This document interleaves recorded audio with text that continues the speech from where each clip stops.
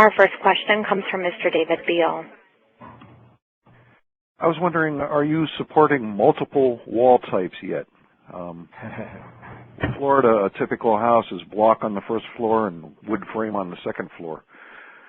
And, you know, would have a huge impact on the heat flow into the house, much more so than, say, the perimeter insulation around the attic.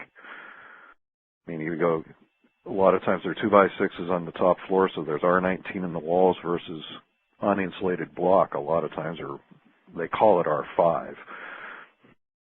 Yeah, so David, that's an excellent question. You're certainly right about the potential impact on energy. Unfortunately, this is on our to-do list, but did not make it into version 1.2. Okay. But thank you for raising a question for us. Okay, thank you. Thank you. We do have another question, and that party did not record their name, or I was unable to hear the name. If you would like to ask a question, your line is now open. Okay, thank you. This is Andre Degelet from Oak Ridge National Lab. I have, two questions.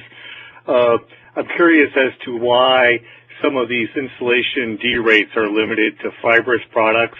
Obviously, if you have plumbing or electrical conduits in a cavity, you can't put insulation there, whether it's fibrous or cellular. And shouldn't these D rates be applied to all insulations? And my second question deals with the compression issue. Insulations, when they're compressed, have a higher R per inch.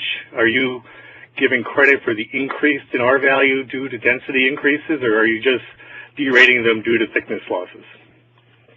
So the answer with regard to the first question about non-fibrous is that at this point we only have the fibrous materials and loose fill options for cavity insulation.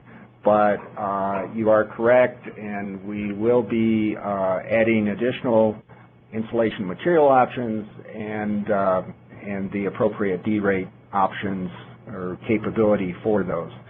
With regard to the second question, the answer is that we are accounting for we're not just doing a simple D rate, we are accounting for the fact that the R value per inch increases as the material is compressed.